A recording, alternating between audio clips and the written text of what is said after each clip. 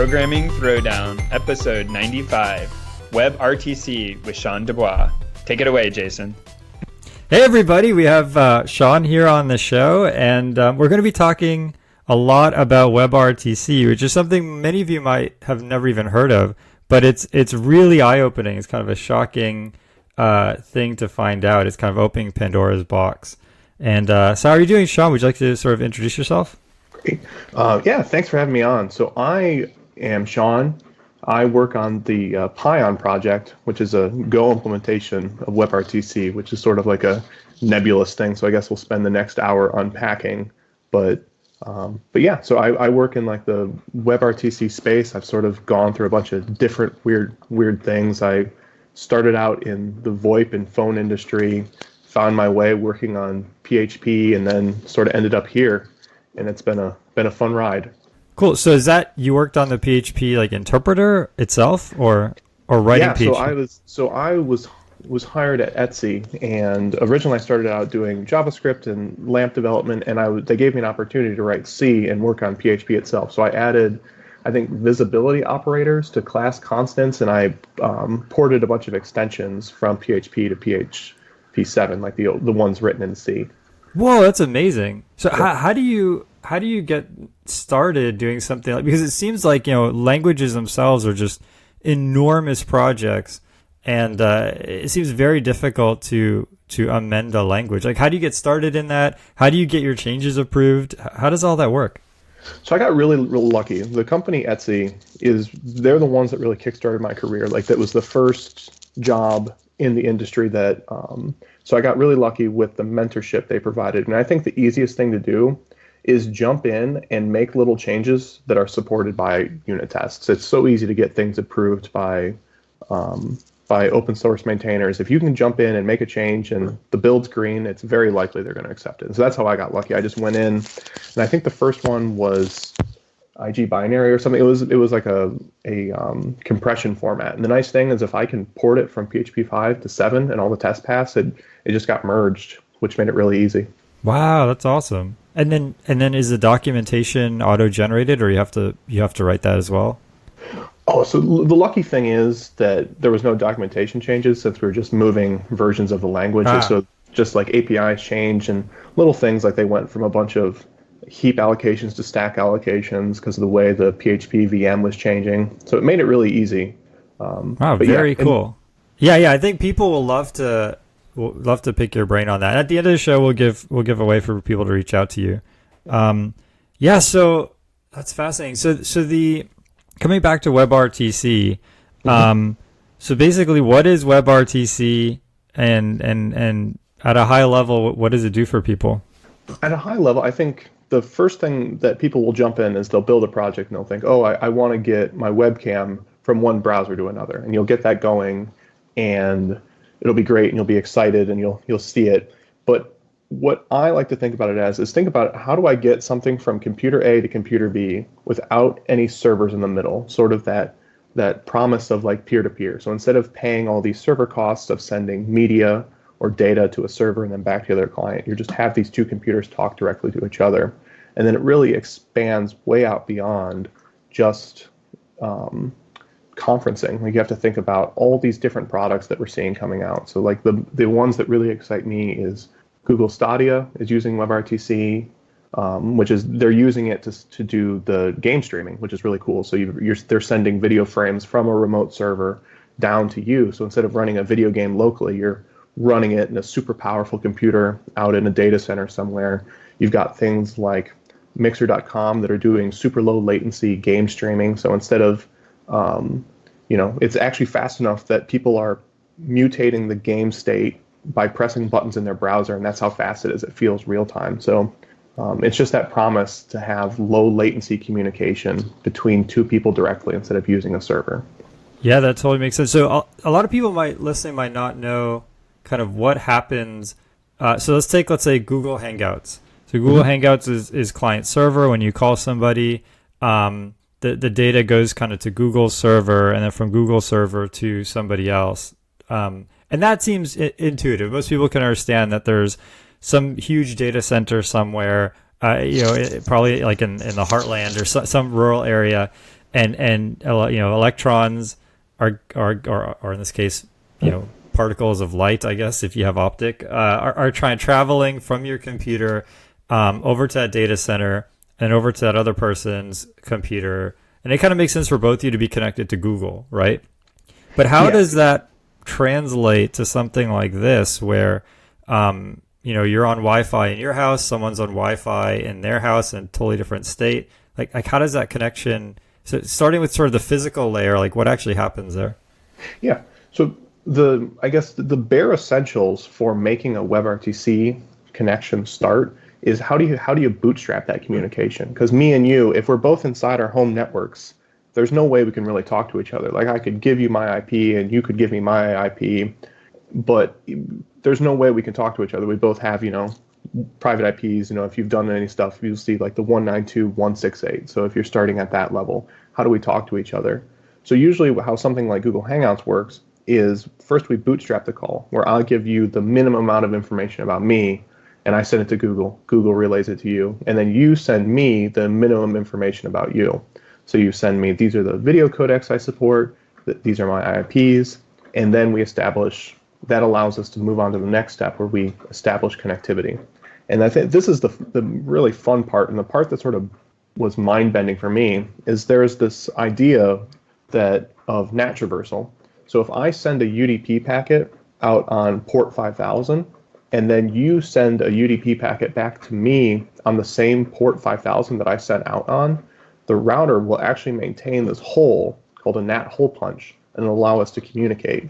So all of a sudden, if we're in completely different networks, because we've established who we are via that bootstrap message, we now can communicate directly.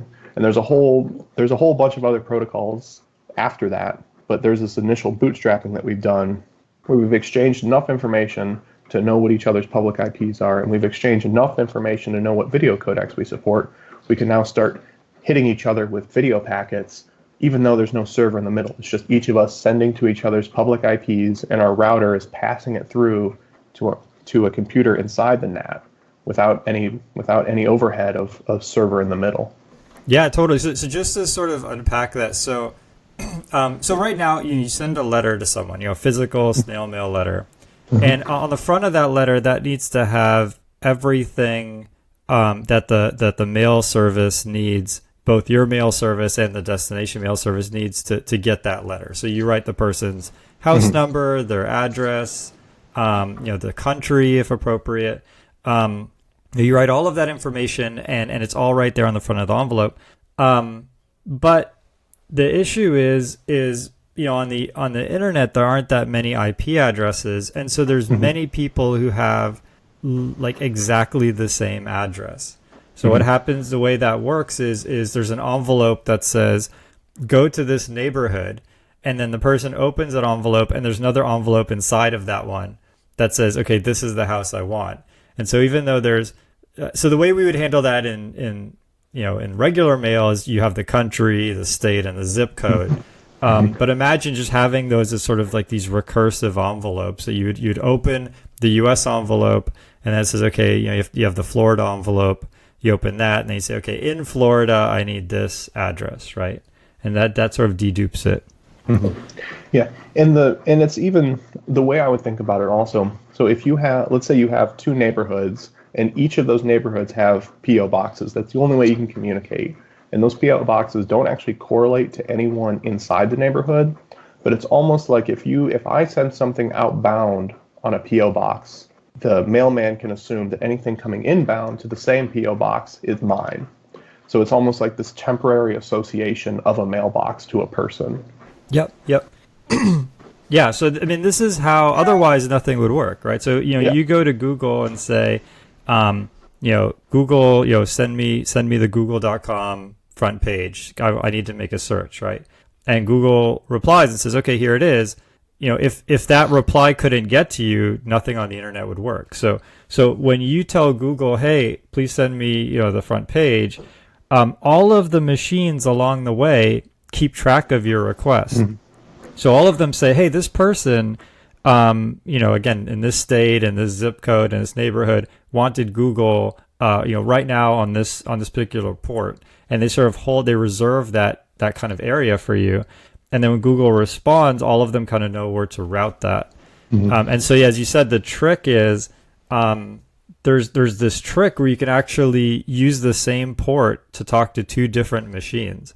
So you can talk to Google and say, hey, send me something back. And actually, if Yahoo kind of knows you're doing that, Yahoo could send something on the same port and it will come to you as if it's coming from Google. I mean, you'll know it's from Yahoo because you can get the source IP address, but it will follow the same route as the Google packet, and it can get to you. Now, if you don't have this trick where other people are replying, then people can't reach you because, as you said, people don't know at any given time who's in which house. And even if they did, the routers aren't going to let them figure that out. If I just right now send a packet to Sean's house, even if I know all the IP addresses on the way, and say, hey, send this packet to Sean's printer, his router is not going to let that happen, right? But as soon as he starts communicating to me, whatever port that he talked to me on is now available for me and for other people to send data through.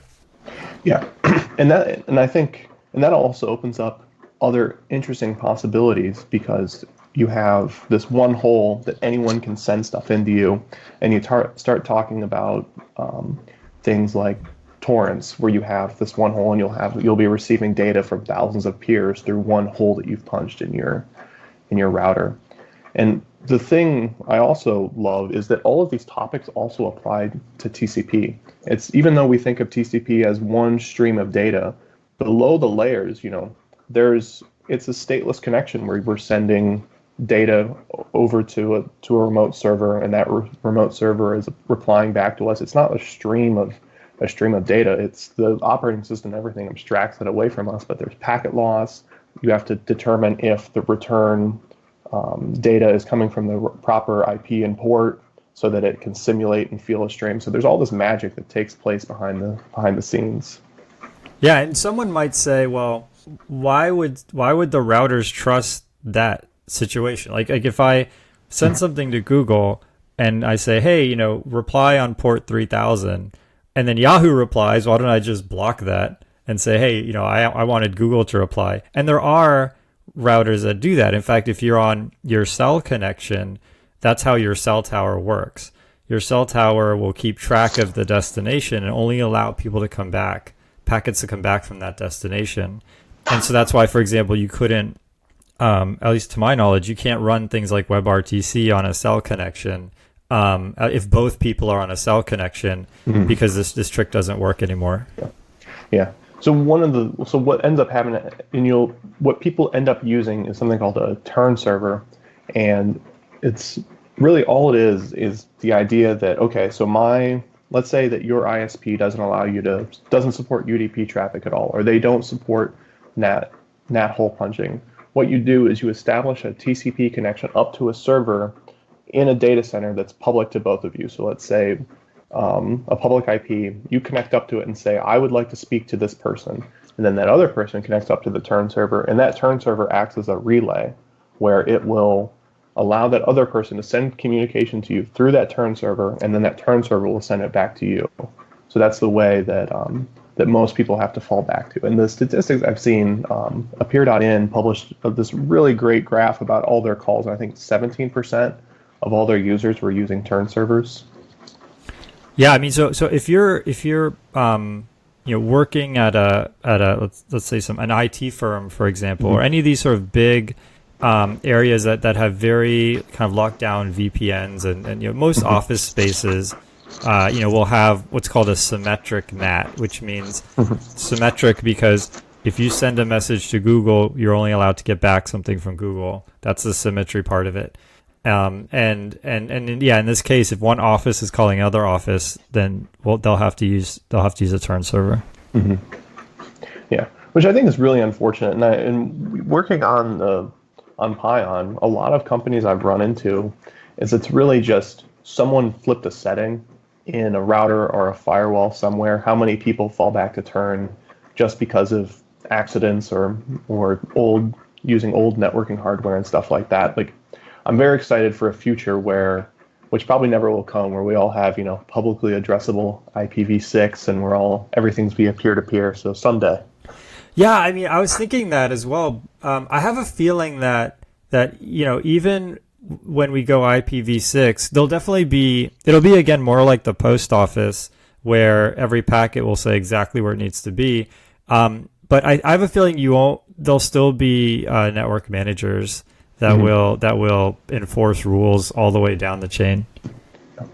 Yeah, no, and I think for me, the one thing I would love to solve is all the troubleshooting that goes into it. If you go to set up, you want to build some WebRTC service right now, I feel people are really in the dark on this. There's not a lot of education around it. There's not a lot of tooling. And that's the next place I would love to see Pion going, is like, yes, we built a WebRTC implementation, and that's great. We're allowing people to do a lot of interesting things, but the amount of frustration and questions that still exist, I'm not happy about. I think that stuff can be a lot better there.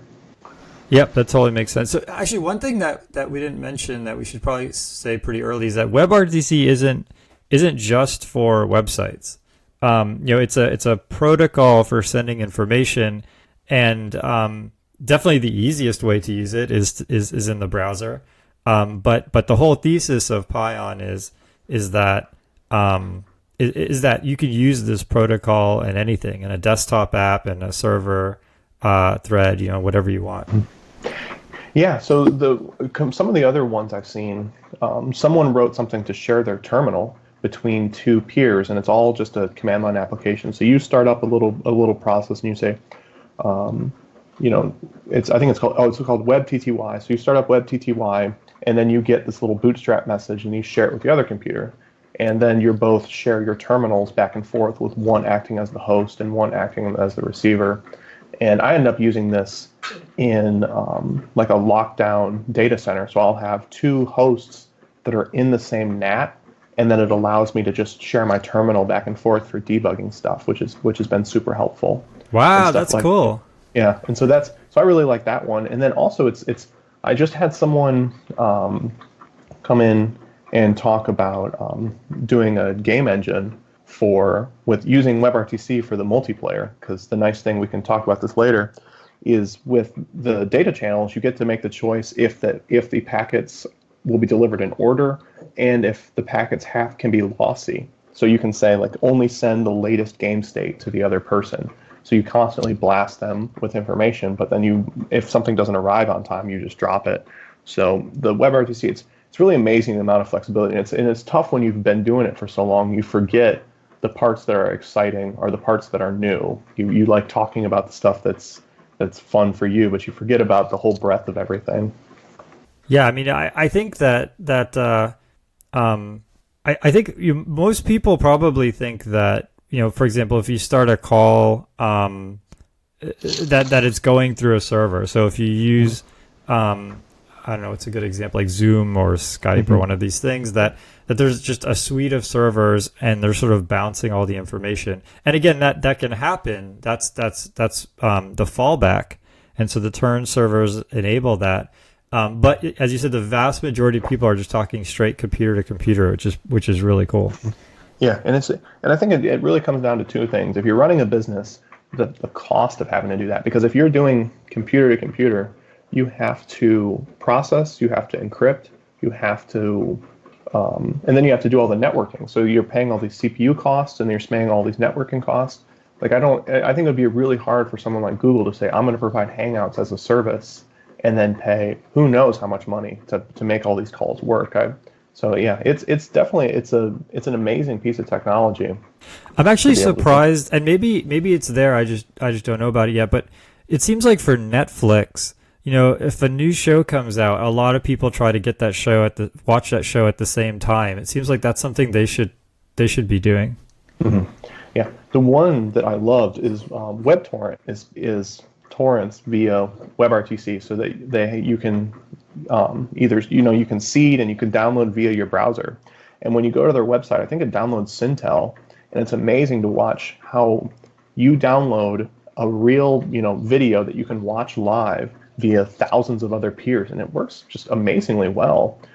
It really does feel like the future of content distribution to to share it among a lot of peers. Yeah, that's fascinating. So for that to work, I guess the torrent servers, and so there has to be other people with that website open right then and there, correct? Yeah, so they do have some headless boxes that are seeding, there's a WebRTC client that, no, it's not done in Go, but they have one that's in JavaScript, and it sits there and it acts as a seed box. But yeah, everyone who's connected, they connect over WebSocket to Bootstrap and find the peers. And then once you're bootstrapped, then all the actual data transfer occurs via WebRTC. Got it. I see. So there's just, it's one of these statistical things, I guess. It's such a popular site. There are always enough people there to make it work. Yeah. Yeah. And I think there's a fair amount of clients that support webs, like the WebTorrent as well. I know, I forget there's the Java based one with the frog logo. It's been so long since I used, but I know what you're talking about. Yeah, so they have WebTorrent support. So like the WebTorrent team has done an amazing job of like pushing forward this protocol and reaching out to people. But yeah, there's a few clients that don't, so they don't need to have their browser open, that they're sharing the torrent as well. And so WebTorrent is, you said it's a JavaScript implementation, and Pion is a Go implementation, correct? Yeah. So I know there's a few clients, but I know that there's, like, one of the struggles is having the JavaScript implementation uses you have to run a full instance of Chromium, and they don't render it. They run a headless Chromium to seed, but that's pretty expensive. So we've been trying to work on getting a Go implementation of it, because it would be very, very lightweight compared to that. Yep. I think that's the that gets back to your point about how sort of confusing it is. I know I looked into using WebRTC a while back for a C++ application, and the instructions were pretty wild. It was, build all of Chrome, link Chrome into your project, call these functions that are undocumented. It was just very odd, and I ended up having to bail on that project. Yeah, no, I think it's definitely been difficult. The tooling hasn't been out there, and the libraries themselves have been more targeted at large corporations or people that really know WebRTC already. Like if you go to webrtc.org, I think there's an assumption that you already know how to use it. And we've seen like this new wave of WebRTC projects crop up. And so just in the last 2 years, we have a Python implementation called AIO RTC. We have a C++ implementation that was written from scratch that's super easy to use called raw RTC. And then we have Pion, and then we have the GStreamer implementation. So there's a lot of new ones that are popping up recently. It's sort of seeing like a revitalization. I mean, it makes sense. I think, one thing I did recently is I signed up for the Microsoft Azure trial. Mm-hmm. And actually in a future show, we'll do a whole show on this, the public cloud services. But it's actually, it gets pretty expensive. I mean, even to just have one machine. Now in my case, I was trying to use a pretty heavy machine to do some machine learning work, but I think it was if I had that machine running all day for a month, it was $1,000, which is nuts. I think it came down to $1 an hour or maybe 50 cents an hour. I don't quite remember how it breaks down. Someone will fact check me on that, but yeah, it's not cheap, right? And the costs right now they're not. With the public cloud, they're not capital costs; they're sort of operating costs. So you're gonna have to your small company is going to have to reach into its pocketbook and come up with $1,000 every month. And so I think that could be part of the reason why this technology is so popular. I think part of it too is just a real urge for people and for companies to decentralize a bit. That's really exciting too. Yeah, and the other one, going back to running servers, and I think a big one I've seen is also the operational costs. That you can spin up 1,000 servers and you can manage them wonderfully via Kubernetes, or you can manage them wonderfully and have each be an own VM that's managed via something. But there's always going to be issues. You always have someone will say, oh, this random service is acting weird. Can you kick it and reboot it? And you have to design all these things. Like, it's so nice when you're just running one server to handle that signaling bootstrapping, and then everything just works. Yeah, that totally makes sense. Yeah, I mean, although to be fair, you're going to have now the end user saying, "Hey, I can't reach this person." But Yeah. is there any case where turn will fail?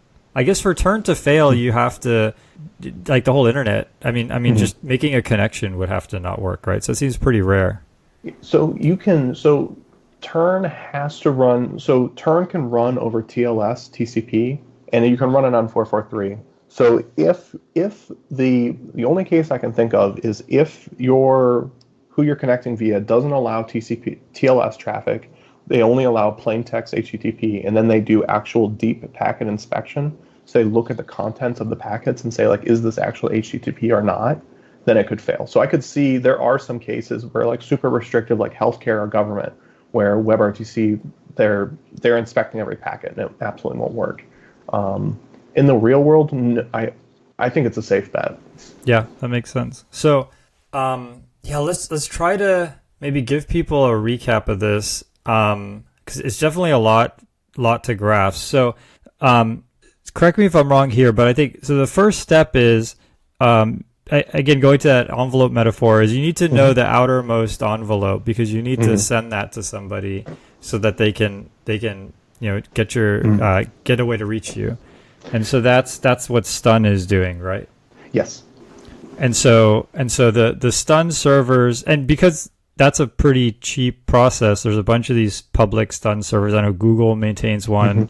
I think Mozilla maintains one. And so it's just a set of servers out on the internet that you can reach from almost any machine, and they will just tell you what your public IP address is.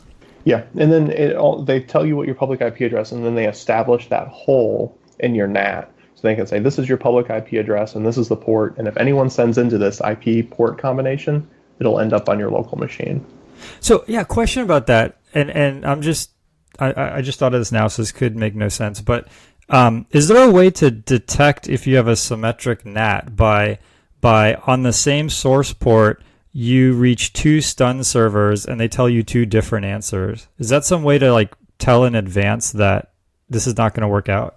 So someone wrote a command line application that's able to detect your NAT type, and I'm trying to think of how it works. I do believe it's possible, but I forget off the top of my head. I'm sorry. So no, it's fine. But I think that would work. And yeah, so again, someone on the show, I'm sure, will write in and say why this doesn't work. But but yeah, so you say, okay, on port 3000, I want to reach Google's Stun server, and I also want to reach Yahoo's Stun server.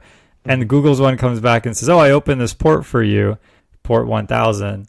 And then the Yahoo one comes back and says, oh, I opened, your router opened port 2000. Mm-hmm. That's sort of a sign that, like, okay, your router is not letting Yahoo use the Google one. Yeah, and it's a sign that, like, every outbound packet is going to have a different source. So it's how the other side, since the other side depends on the source port being the same every time, the other NAT is just going to throw away each packet.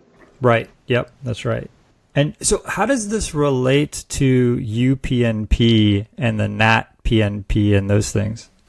Yeah. So I saw someone bring this up, and I'm actually not familiar with. I've never written a UPnP application, but the way it was explained to me is that most routers just ended up disabling it. Like, it had a bunch of promise in the early 2000s, but it just had issues where people assumed if I have UPnP enabled that malware is going to turn it on. And just to explain what UPnP is. So what we've been talking about is Stun servers, where you reach out, you talk to someone, and then it opens up a hole in your NAT temporarily where anyone can contact an inner computer via an outer IP address. What UPnP is that an inner computer can connect to the router and say, okay, I want port 6000, and then your computer can open up holes in your NAT however it wants with whatever rules it wants. And which is cool and all. Like, that's the best way to establish peer-to-peer connectivity, because you don't have to depend on a Stun server. You can just communicate back and forth. But people ended up disabling it, and I saw people talk a little bit about it. But why isn't it in WebRTC? And no one even has given it enough attention to even talk about it in the IATF or anything like that. Yep. Yeah, that makes sense. Yeah, I mean, there's a lot of issues. So yeah, you hit the nail on the head. It's basically a way to, instead of instead of doing this process and getting this route backwards, you just make the route forwards. You just say, okay, anyone who wants to talk to my router on port 8000 is really talking to me. And you just do that up front, and then anytime you send anything, it comes back on that. But yeah, I mean, if you have two routers, right away you're dead in the water, right? So I mean, if you're part of an apartment complex and you have your Wi-Fi and it's connected to their Wi-Fi, then you can't actually change their UPnP settings. So. Yeah, it's all the people who would have that kind of control would already be supported by Stun. Yeah, and I think the nice thing about Stun is it's such a standard. It's such a minimal standard, and then it's not something that you have to deal with each router manufacturer. Like if WebRTC, if we had to have UPnP library and have all these if-defs to work with each hardware manufacturer that does something wrong, I could see that sort of blowing out of proportion eventually. Yep, totally makes sense. So we talked about how it hinges on this sort of trick with people replying back, and so when you talk about it, it sounds definitely cool, like hacking and using the system not the way it's designed. Is this like a Wild West? Is there any security here? Could people trust WebRTC to do anything secure?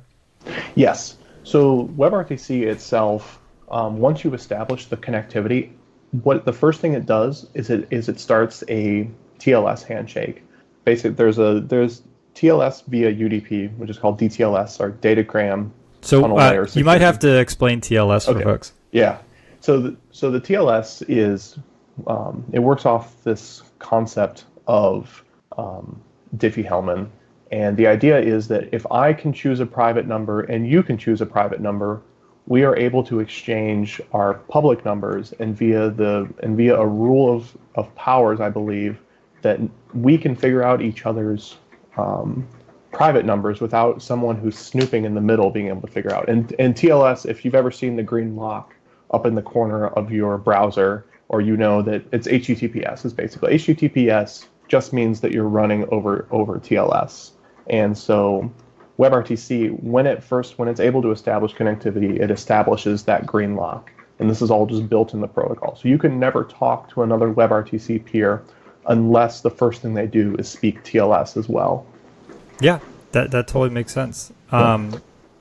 And so, if somebody else tries to, even though they can reach your computer and they could send you as many packets as they want, it's coming from them.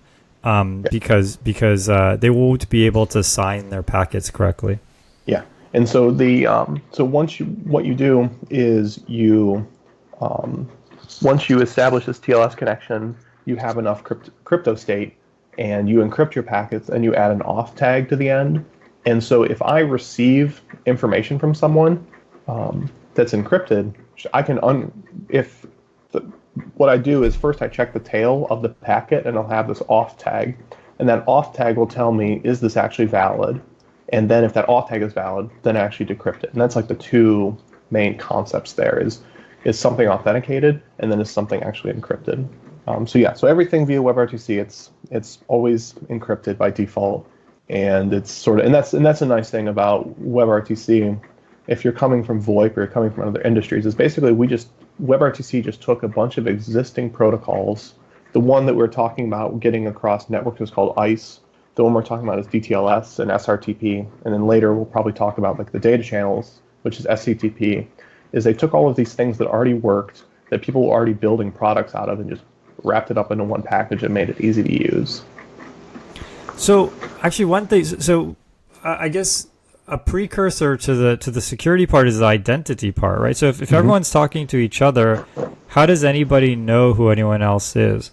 So when you have that initial bootstrap message, you share a fingerprint of the certificate that you're going to share via DTLS. So if you look at that initial bootstrap message, you'll see SHA-256, and then you'll see this long value. And what that does is after the DTLS handshake is over, each side exports the message that happened. They export the certificate that was shared, and they confirm, okay, the certificate that we agreed upon was actually the one that they shared via that bootstrap message. So if you, let's say that someone tried to man in the middle you, and they connected with a different WebRTC instance, they couldn't generate that same fingerprint. And so after you connected and after you did the DTLS, you both would export your fingerprints and it would fail. And it would say like, I've been attacked, hang up. Got it. So the idea is it starts, as you said, with that number, and each person picks their own number, and the range of numbers is very, very large. So the odds that two people pick the same number are impossibly low. And then that number kind of becomes your identity. And then once the connection is established, then you could say, hey, I'm John Smith, right? And then you run into all the identity issues there, right? I mean, we could have a perfectly valid connection where it's definitely this computer in this location, connecting to this computer in that location. And the person says, I'm the president of Japan. And if you believe them, well, that's on you, right? But yeah. And I think when I wrote the Go implementation of DTLS, something that came super in handy, and I'll share the link so we can have it later, is someone wrote something called the illustrated TLS connection, which was super helpful because you just have all of this cryptographic information being exchanged, and I didn't really know what was going on. And it's a super helpful thing where you can look at each packet and see, like, it actually shares a bunch of different information. Like, you generate like local random data, and then they generate random data. You exchange the amount of ciphers that you support. So there's a bunch of different cipher types and stuff like that. So there's a lot of things that it's a super interesting thing that I think you could dive into for hours if you like talking about that stuff. But we should share that. Like, this is something that taught me a lot. And then I bought a book. It was like some like intro level textbook on cryptography, so I could learn this stuff. I wonder if there's some way. Is there some way to pick to make part of that number specific? Like, in other words, I wonder if there's some way to embed your, let's say, Twitter handle into the secret key in some way where people could attach it to some other identity.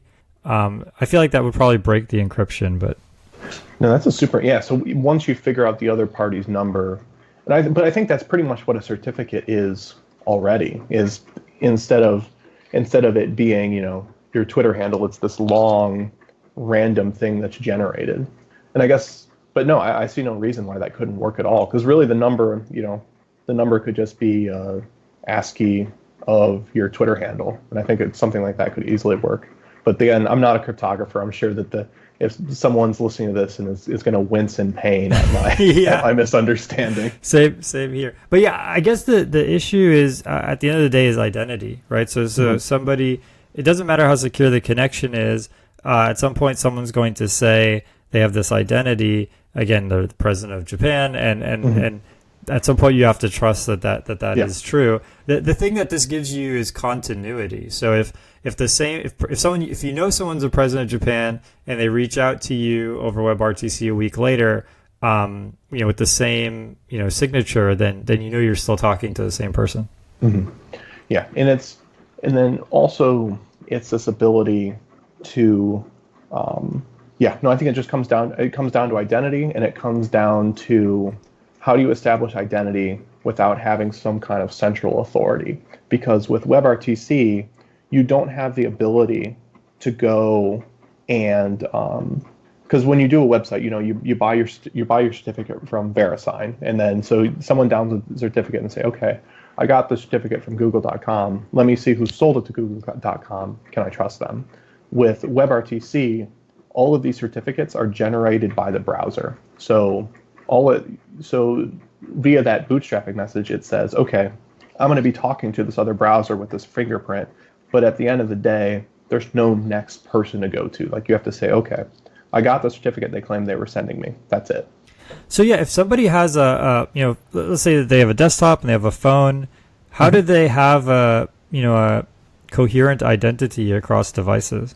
I don't think you can. Like, I think every time you start up a new WebRTC connection, it could be, there's no way on the other side can I tell, is it the same person or not? Got it. That makes sense.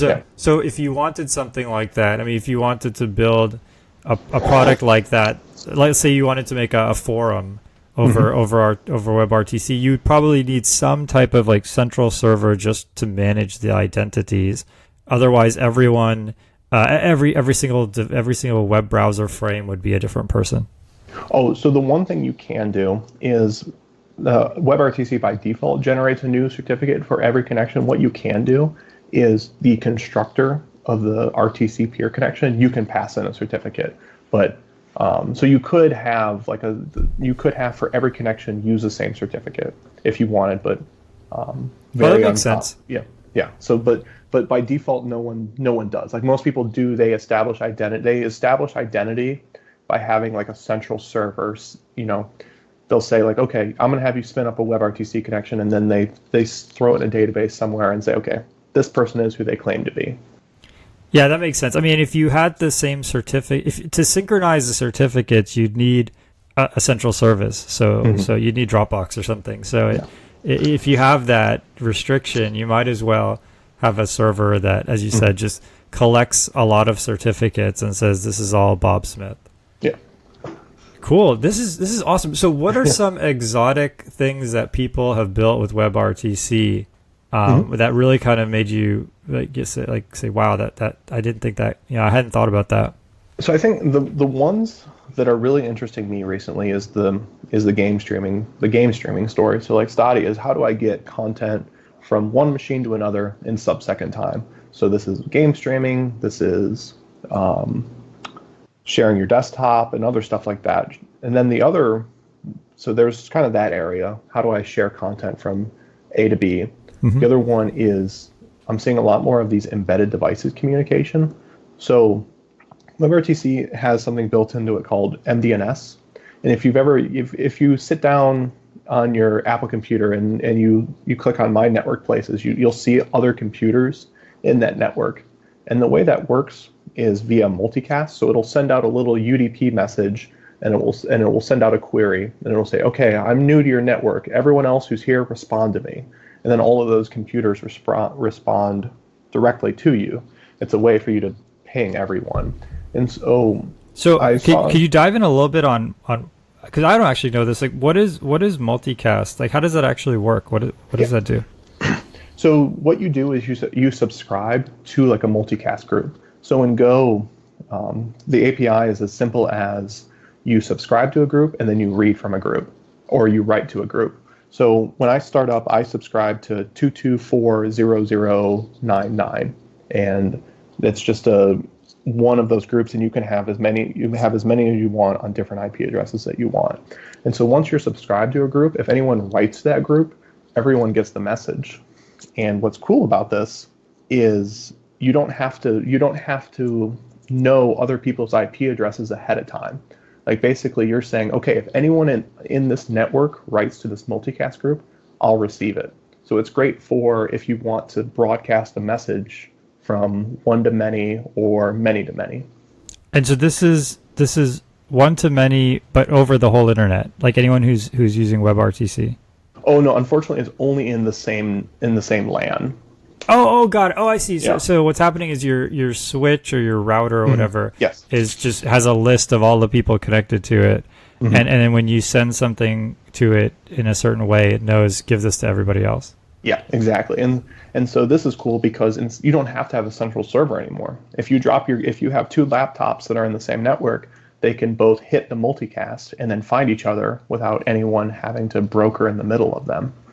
How does that play with the stun idea, right? Because now both these computers will try to reach some Google server, and it's almost like the packet has to go out and then come back. So when WebRTC starts up, that first part of establishing connectivity, you make a list of, okay, here is my private IP, here is my stun IP, and here is my turn IP, and you establish connectivity over all of them. But then ICE evaluates which is actually the best to use. So each of them have like an associated cost. So I would say direct connectivity is like a cost of 0. So if you can have something with a cost of 0, WebRTC is going to prefer that. And let's say you have multiple public IP addresses, you could compare each of them and see which is the best one to use, like which has the lowest latency, which has the least packet loss, and stuff like that. So ICE allows you to make intelligent decisions over which is actually the best pathway between my two peers. Oh wow, that's So that's interesting. So is it occasionally, does it keep that up to date? So in other words, does ICE say, okay, every 10th packet, I'm going to send it on 3 different channels, and almost like a tracer round in a machine gun, right? Yeah. I'm going to take every 10th packet, I'm going to send it on all these different ways, and then on the other end, I know that this is every 10th packet I'm going to get 10 different times, and I'm going to measure which one was the fastest. Yeah, so WebRTC, they have this concept of renegotiation. So the person that started the call chooses which peer you're going to communicate over. You send to the other side, I select or I nominate this IP address, to, like my source IP address, to your destination IP address. And at any time, you can renominate and choose a new pair of local and remote candidates. And so, yeah, so like you said, like a tracer round, at any time, it could switch which pairs. And where we see this a lot is where people move between mobile and either like they're on their cell phone and they move between mobile, or they move over to their provider via 4G. So if you're on a WebRTC call and you go from inside your house to outside, it'll actually switch, because all of a sudden the IP address you were on isn't valid anymore, and so it'll renominate on the fly. Wow, that's a real statistical challenge, right? Yeah. So no, I think that's the fun thing. That's why I love WebRTC, and I encourage more people to get into it, because you have networking challenges, you have video compression and video coding challenges, you have cryptography challenges. Like, this is for me, the most fun place you can be right now. Yeah, that's awesome. And I feel as if I think we're going to get this sort of Cambrian explosion here, right? I mean, like, there could be a forum over WebRTC. Actually, I saw something. I think it was called ZeroNet, or maybe it was Zero RPC, but it was something where you run a server on your computer. I'm assuming it's a WebRTC server, and then you actually point your browser to localhost, and there's a whole list full of websites you can visit. And when you go to any of these websites, it's getting all of it from other peers. I love that. And then the 2 big ones for me are IPFS. So to be able to, instead of using the internet via what we're traditionally used to, it's distributed so that each person will host whatever content they're interested in sharing. And that's, you can do all that via WebRTC. And then Tor has their Snowflake project, where you can do censorship circumvention via WebRTC. So if another person out in the world can't access a website, they'll go to you and request that you access it for them, and they'll make that request via WebRTC, which opens up a bunch of interesting things. Yeah, so tell people what IPFS is. I don't know the acronym, but... Oh, the Internet Protocol File System. Okay. I believe, but I'll probably mess it up as well. But it's the idea that instead of... I guess the classical problem, let's say you go to a website, and it's like some niche website that's hosted by someone, and you love their content, and then you go later and it's gone. Because the internet isn't decentralized, when that content's gone, it's gone forever. But with IPFS, the idea is that the internet should now be like a cloud of peers. So if you visit a website, you should download it and store it locally. And then when someone else goes to visit that website, if it's gone, they would, instead of downloading it from the original person, they would download it from you. Oh, I see. Yeah. So that's like my really reduced ad nauseam, like reduced greatly. It's an amazing project. They've built all these, they've solved these really technologically challenging problems. And as a group, I've talked to them a few times, and they're such a nice, supportive group. They used Pion, and during the whole process, they were super nice, and they explained what they needed and what needed to be better. I couldn't say enough nice things about them, but that's the gist of it. And I would just go to ipfs.io, and they have a great marketing site to explain what they're trying to do. Cool, that's awesome. So it's a file system over the web. You can create content, and then I guess if people ask for your content initially, you'll be the one giving it to them. But as it gets more and more popular, there's a sort of network effect, and eventually other people will be helping you. Mm-hmm. Yeah, and it greatly reduces bandwidth costs. It makes it easier to scale, because if, let's say that someone downloads it you have one server that's on the East Coast, but but it's really popular in Japan. Like people shouldn't have to be connecting over the entire world to download your website. They should just be sharing it among, their peers in the same region. Yeah, we should have the podcast on IPFS. There should be a podcasting app on that. Yeah, no, and I think it just opens up all these new possibilities, especially when you're talking peer to peer, like having conferencing, having games. It opens up so many cool things. Is there any case where the latency would be worse than going through a server, or is that sort of like a triangle inequality type thing?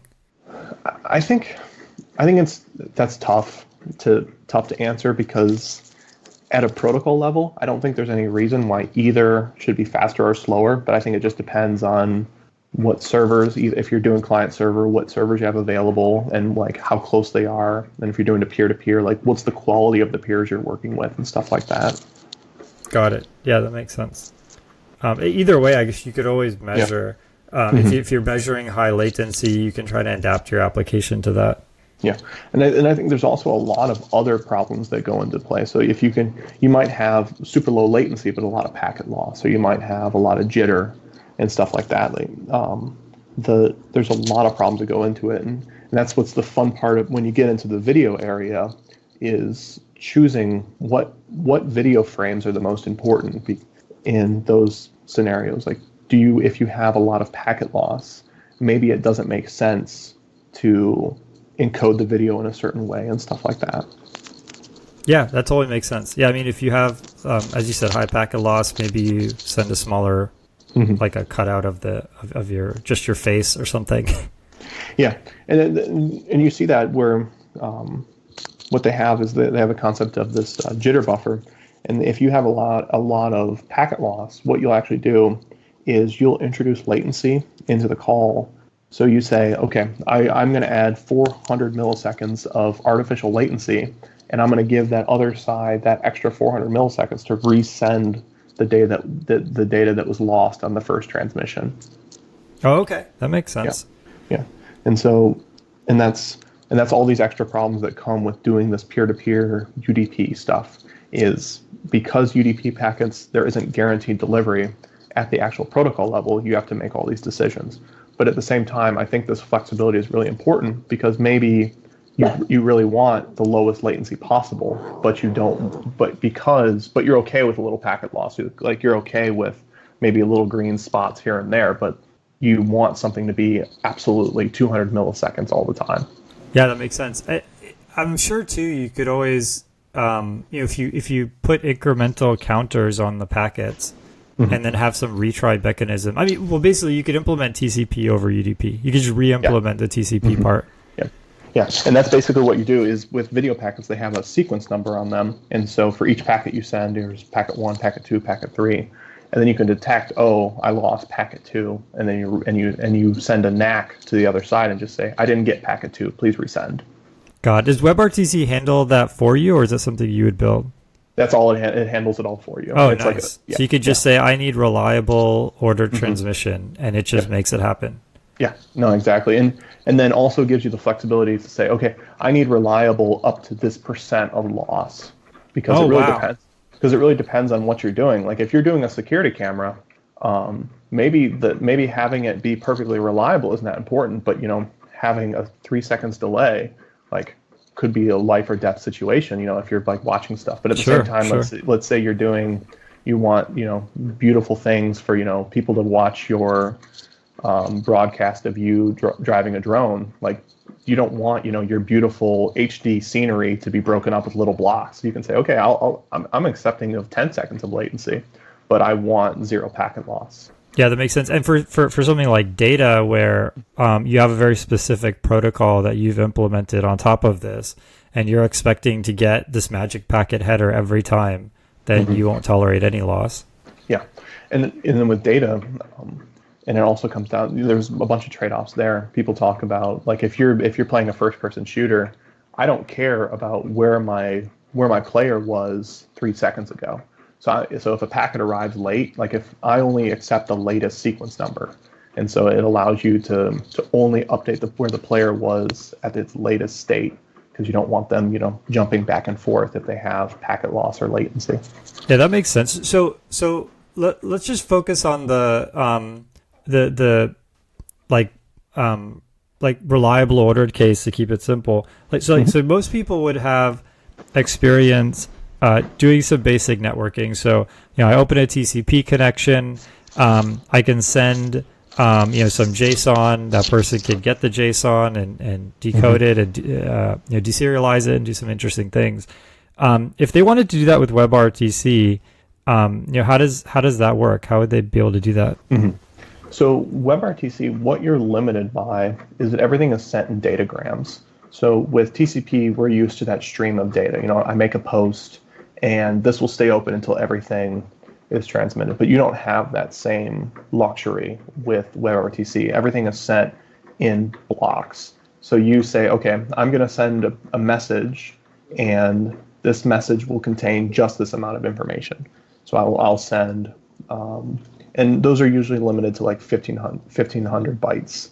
And so if you're sending JSON, what you'll actually have to do is you'll have to chunk your JSON into multiple blocks across those 1,500. So you'll have to do the length of your stuff divided by 1,500, and then you send the first block, the second block, the third block, and then you have to combine them at the end, and then you decode them. So I think that's really the biggest difference that you'll see is that stuff is split into datagrams.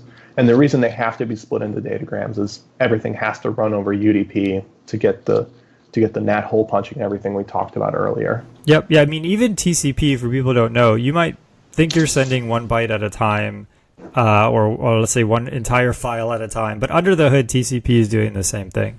Mm-hmm. Yep.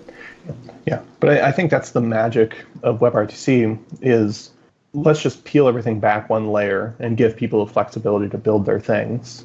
Because I know that there's times where I've had information that's better expressed as datagrams, but I was stuck communicating over TCP. So on every time I sent something, I had to put, the length of the packet, then write the body of the packet, then the length of the packet, then the body of the packet. So yep, it's a trade-off either way. Yeah, it totally makes sense. And then you have to rely on TCP to sort of do the right thing there. And that's why you have to, there's this thing in TCP called Nagel's algorithm, and sometimes you have to turn it off. And yeah, it's like anytime you encapsulate something, some complexity, that might work for like a lot of cases, but then when it doesn't work, it's very difficult because now you have to unpack what that person, the assumptions that person made. Yeah. No, and the big one that I hear a lot of people complaining about is the head of line blocking. So let's say you're sending live information via TCP. If some of the information at the very beginning of the stream is slow, it'll block things going back. So what's the point? If I'm sending a live broadcast, you don't want to see what happened 2 seconds ago. But because TCP says everything must come in order, you're blocking the entire thing just so I can send you 2 seconds ago, which you don't even care about anymore. Yep, absolutely. Cool. So let's talk about how did you sort of get into this like how did you get passionate about WebRTC, and how did you get into programming in general, and what's been sort of your trajectory? Mm-hmm. Yeah, so I started when I graduated high school, and I went into the field right away. And I worked at a small phone company in my hometown, which I had a lot of fun doing. I worked with Asterisk, and I was doing a lot of PHP and a little bit of C and stuff like that. And really what the big break for me was, and I didn't go to college, the big break for me was going to this thing called the Recurse Center, which is in New York. And I went, and for 3 months, they basically said, go and do whatever you find interesting and learn. And the idea is at the end of the program that you're in this system forever, and you're able to reach out to employers, and they're able to help you and grow you to be a better match for employers. And when I went there, I had only written PHP, and I wrote an HTTP server in C, and then I also got to work on Firefox a little bit, which was a lot of fun. Wow, cool. Yeah. So, and I think that was a big one for me, is just figuring out like how I never really learned how to learn. I think this is like the biggest thing that if I had to impart one lesson upon myself when I was 16 would be go figure out how to learn on your own, because like computer being in the tech industry, like you're going to have to learn forever and find a way to make it fun and find a way to be passionate about it. Yeah, I was watching an interview with Peter Norvig, who's at least he used to be the director of Google Research. I think he's still at Google in some capacity. But he was saying something I found really interesting, which is, and he there was this new technology that they wanted to use at Google, and they wanted to use it for this specific project. And he started kind of going through and reading the manual and understanding all the different operations. I mean, it's the equivalent of like going to php.com and just reading every single page of the API. And he got about 10% of the way through, and his colleague said, "Oh yeah, I'm done." I finished the thing we set out to do, and he said that was like a really different. It's a modality. It's like a paradigm shift from. I think in the past, when let's say the 90s or even earlier, when the first step was write your own compiler, or the first step was write your own file system or file handler. That was sort of the mentality, is to understand things fully.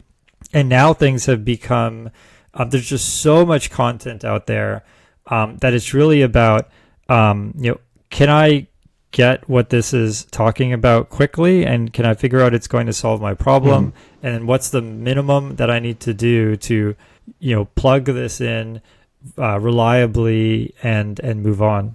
Yeah, and I think for what has really come in handy for me is if you deep dive on a couple of those core concepts, you find that they last you forever. So a big one is debugging. So if you can figure out how to use GDB, how to use address sanitizer, and how to use that, all of a sudden everywhere you go, that concept applies over and over again. Yep, yeah. It's totally true. So and that's really how my career has been. I worked a job where I wrote Common Lisp. I worked a job where I wrote PHP and C. I worked a job where I did C++ and JavaScript. Now I'm doing Go and WebRTC. So all over the place. But it's really like once you learn those fundamentals and you learn those concepts that apply everywhere, you get to jump in and do really anything. And what got me into WebRTC is I worked at a company that was doing that was in the video space, and then out of that, like afterwards, after I'd left that, I was like, I really enjoyed it. I wanted to continue being in that area, so I started working on Pion, and it wasn't really going anywhere. Like, it was a fun little project. I didn't have any big ideas for it, but what really inspired me was the community that came on. So a big person I want to thank is Mikkel Backer. Like, he jumped on and he said, like, he saw a lot of potential with this. Can be a library that can go and empower other things like WebTorrent, IPFS, and all that positivity and support that he brought is what really encouraged me, and what I really encourage other people to go and find. Like, that's why open source and free software is so great, because at the end of the day, with your job, projects change, things get canceled. But the nice thing about open source is this is something you go home and work on and build something that you're proud of that is completely decoupled from all of that. And that's why I find a lot of joy in it, and what's really encouraged me to keep doing it. Yeah, that makes sense. I mean, one thing that I'm sure you get a lot is people saying, you just went to work, you programmed for 10 hours, and now you're going to come home and keep doing it again. Like, how do you answer that? I think for me, it's the sense of community, and it's the sense of success that comes with Pion. Like, that's why I look forward to coming home and doing it so much, because no matter if I had a bad day at work, if I come home, stuff can be going well with Pion. And I think this is like, it's the same with thing like diversify your investments, diversify your time as well. I make sure that I go and exercise 3 times a week. I make sure to work on Pion. I make sure to go to work, and also, like, I'm married. We go and do things a lot. We go and travel. It's like, don't invest all your time into one thing, because when that one thing is going wrong, like if work is stressful, it's going to tear down your entire life. That's why I encourage people to do a bunch of different things, because you'll notice that it'll last you a lot longer. Yeah, that makes sense. I mean, it's really inspiring. Yeah, I think along those lines, one issue that I see is a lot of folks, it's very hard to see the stepwise changes in the future, right? I think I don't know if I've mentioned this on the show, but they did this study. It was like a social psychologist. They asked a bunch of 20-year-olds, would you like the same genre of music when you're 30? And they asked a bunch of 30-year-olds, would you like the same genre? Do you like the same genre now as you did when you were 20? And the answers were completely different. So a lot of the 20-year-olds felt like they would like the same genre. If they're into, let's say, country or rock or something, they'd still like metal when they're 30. And almost all the 30-year-olds said, nope, I changed my style. And they repeated this 10 years later just to make sure that maybe the music in the 90s was really good or something. They repeated it 10 years later, the same people and everything. It all showed that people just grossly underestimate these sort of stepwise changes. And so you see a lot of folks who, they say, I'm going to work 50 hours a week. I'm going to work 60, 70, I'm going to work 80 hours a week. People, you have to do what you have to do, but never forget those sort of big stepwise changes that can kind of come out of nowhere. And the way to get those big stepwise changes, as you said, is to diversify a lot of your interests and to build a brand for yourself that can't be sort of shadowed behind a company, right? It's just like a personal brand that is something you enjoy. Yeah, and I think and for a lot of people, it just depends on what your goals and what your passions are in life. Like, I don't think there's any reason that, programming can just be a job that you go and do. And I know a lot of people that do that and they're very happy. But for me, I've always felt the happiest I've been is getting that positive feedback from other people. Like when they tell me, I used your open source project and I was able to build my cool thing. So you figure out, like, diversify, and then figure out, like, what, by doing all these different things, figure out what makes you happy and what lines up that you can work on a lot, and it doesn't even really feel like work. Yep, that makes sense. So how did you overcome some of the adversity? And we talked about this a couple of shows ago when we interviewed the Pragmatic Programmer authors, like some of the adversity around you didn't go to college, so your resume, we're not even going to look at it. How did you sort of deal with that? It sounds like this program that you were in helped a lot to get that ball rolling, right? Yeah. So I think I really credit it to that. Is once I went there, they were able to get me in to Etsy via the recruiting program, and I give big credit to Etsy as well. They take a big risk on all of these young programmers and say, like, yeah, you didn't go to college, you don't have a lot of industry experience, but we would love to give you a chance. And they've hired a lot of people out of this program. I think for me, another big thing is I really didn't have a traditional career path. Like I worked a lot of like different jobs, interesting jobs. And what always got me in was what I had prior knowledge of before. So the job after I went to, after I was at Etsy, I got hired because I knew C. And then when I was at that job, worked on Chromium a little bit. Like I was working at a company that was doing stuff with that. And so the next job, I was like, okay, I've worked on Chromium, and that got me in the door. So it's all about like learning those little things and getting you in the door. And most of the time, it's not even really relevant. But the person making the decision, they want to see those one little keywords. They want to know, you have relevant experience. We'd love to have you, but that relevant experience usually isn't that important. But it's just all about convincing the person that's making that decision. Yeah, that makes sense. I think, there's a bit of a self-fulfilling prophecy, right? But yeah, I think your original point too is totally valid. A big part of it is optimism. Mm-hmm. So I mean, you made some changes to Chromium, or in my case, like I've done, let's say, a bit of area in Bayesian statistics.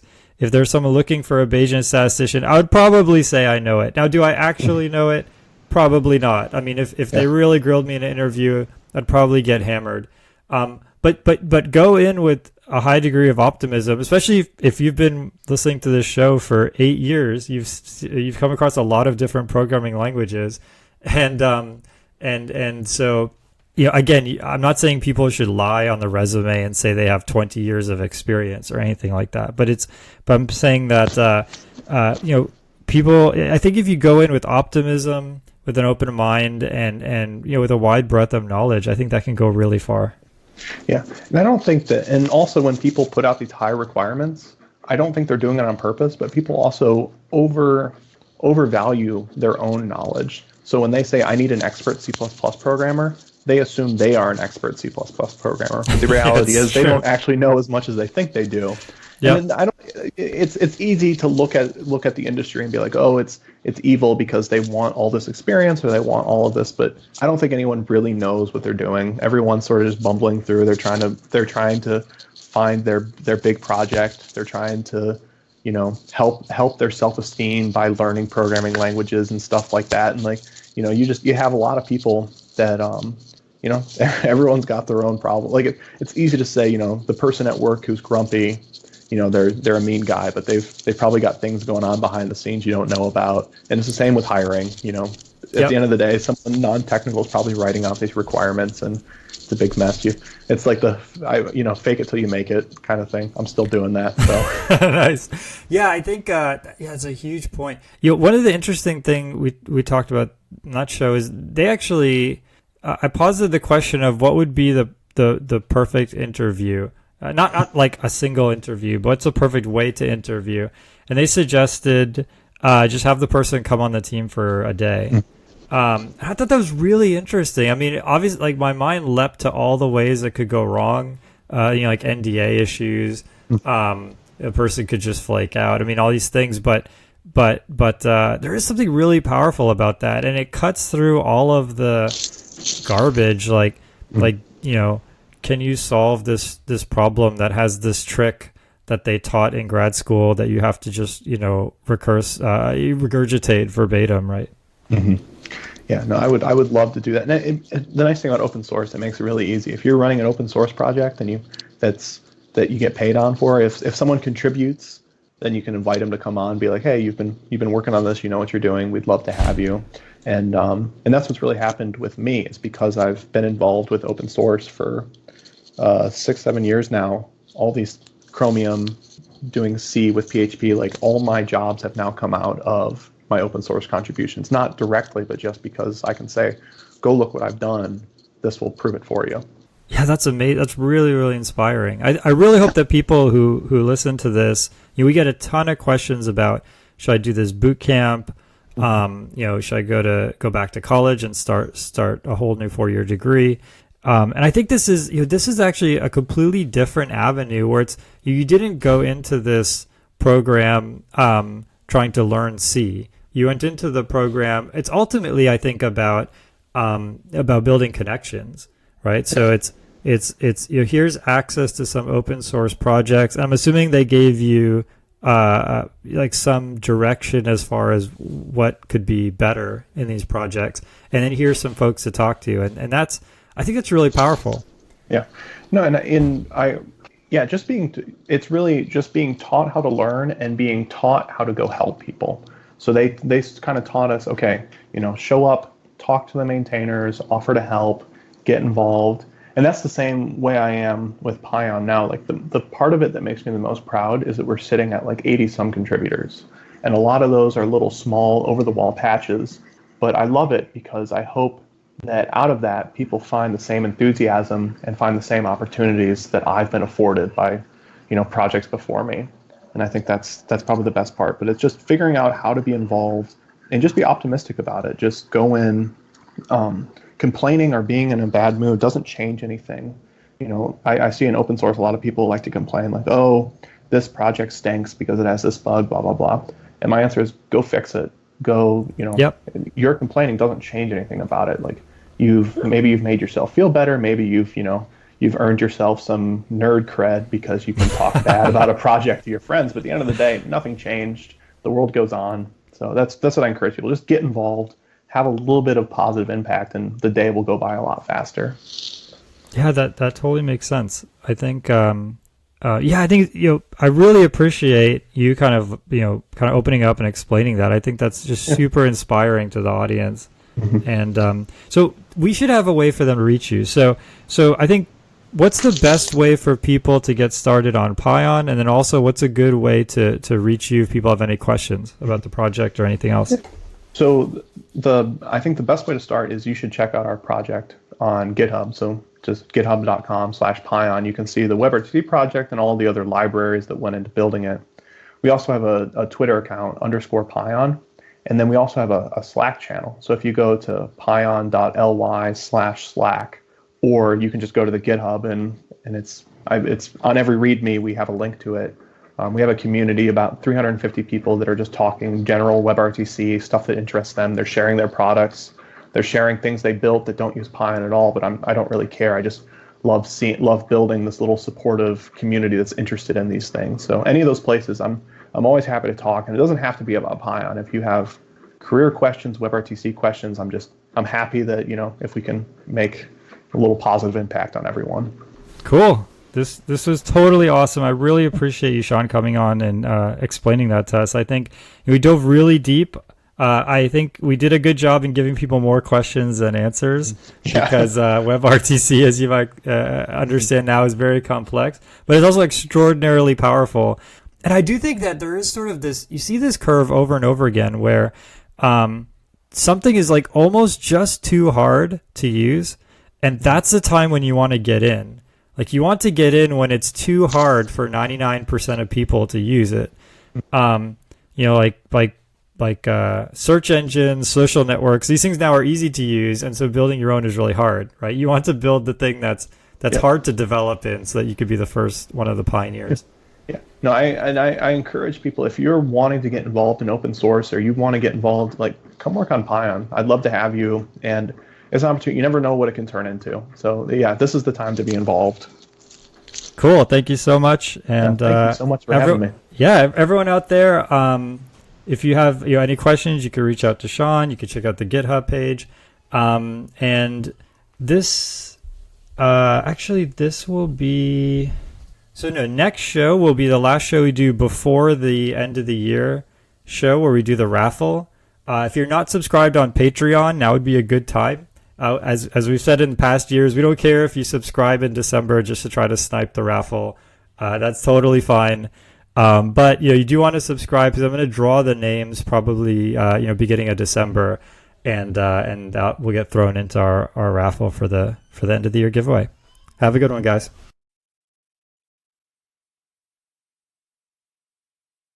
The intro music is AXO by Binar Pilot. Programming Throwdown is distributed under a Creative Commons Attribution Share-alike 2.0 license. You're free to share, copy, distribute, transmit the work, to remix, adapt the work, but you must provide attribution to Patrick and I, and share alike in kind.